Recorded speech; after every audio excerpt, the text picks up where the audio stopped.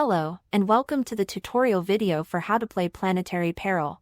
In this video, we will be going over the components, along with the board and player setups. We will then talk about how to play and all the actions you may take during your turn. And finally, we will discuss how to win the game.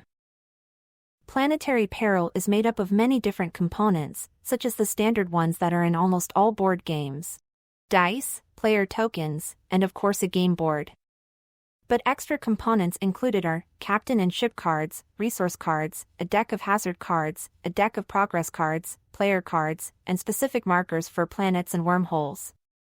There are also pieces for settlements and cities for players to build on the board throughout the game, and markers for keeping track of health points and upgrades on the player cards.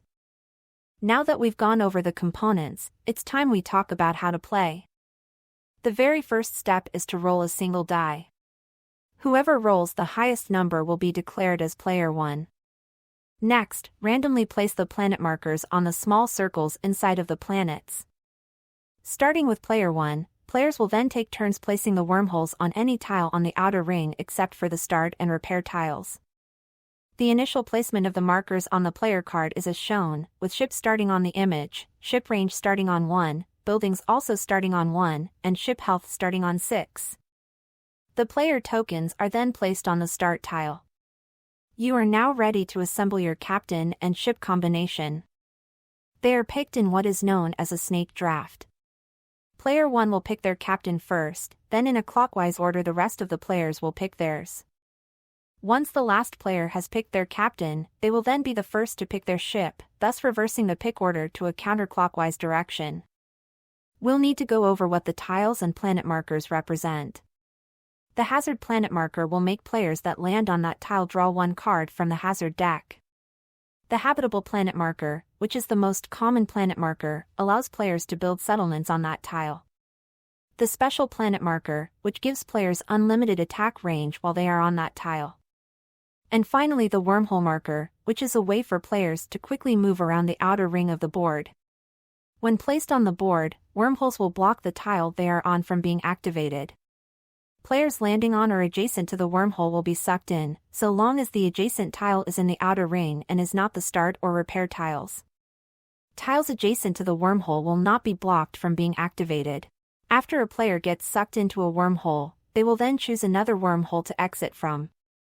Players cannot exit from the same wormhole they enter. The progress and hazard tiles in the outer ring will make players draw from the respective decks.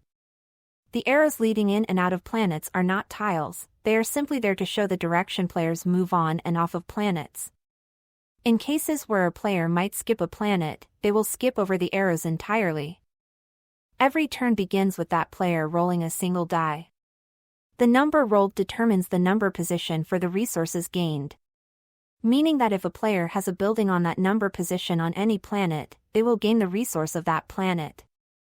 We'll go over this more in depth momentarily.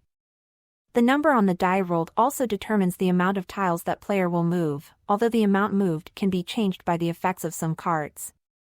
All players move in a clockwise direction around the board unless another card or rule changes this. After you have moved and all players have collected their resources for that turn, you must also draw from the hazard or progress deck if you have landed on one of those tiles. You then have various actions you may take.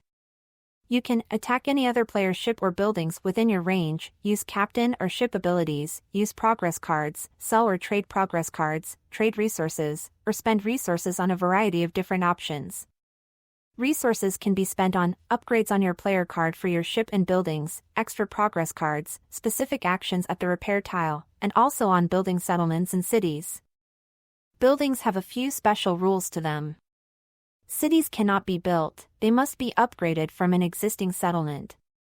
Settlements can only be built on the habitable and special planet tiles, and your ship must be on the same planet you are trying to place a settlement on. However, you can upgrade a settlement into a city from anywhere on the board. Buildings are also the main source of how players earn resources. When the number your building is on gets rolled, it will allow you to receive the resource of that planet. Each resource has an image of the planet they are harvested from. Settlements will give you one resource, and cities will give you 2 resources. In combat, buildings have only 1 health point.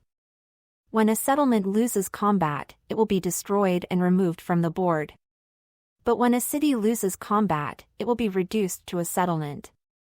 Cities also have +1 to their defense rolls to give them a slight advantage over attackers. During your turn, you may purchase and play as many progress cards as you'd like and/or can afford.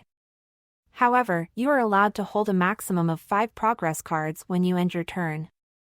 The repair station is the tile in the outer ring represented by a wrench inside of a gear. This tile holds 2 functions. The first being that when you pass or land on this tile, you may spend 1 metal to repair your ship for 1 health point. The second function is that when you are landed on this tile, you may spend resources to disable any bomb cards attached to your ship, as well as spending resources for additional repairs. Keep in mind that any repairs purchased after the first one will be more expensive. Next up is the player cards. Here again is the starting position for the player cards.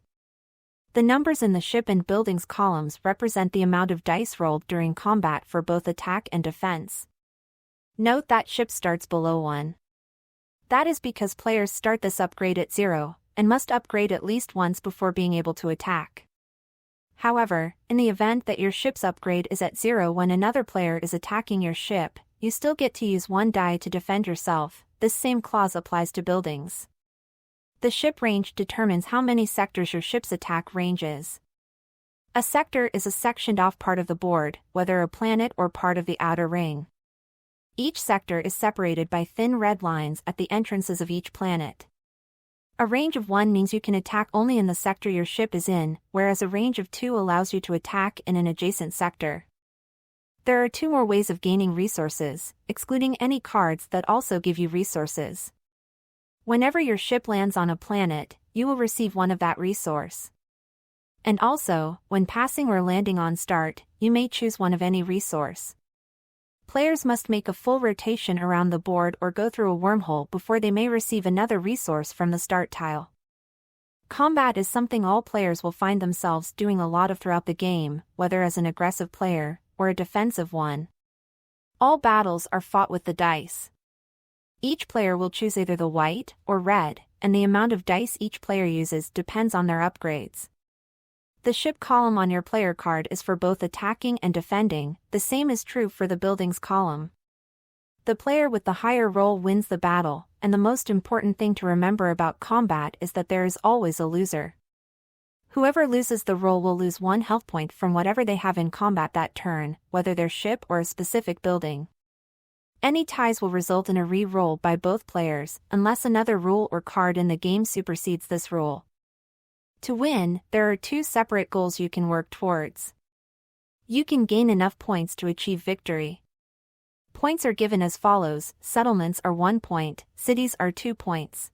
Each upgrade column, when maxed out, is worth 1 point. Being the only player with buildings on any planet will give you 1 point, but you will only have that point as long as you are the only player on that planet with buildings.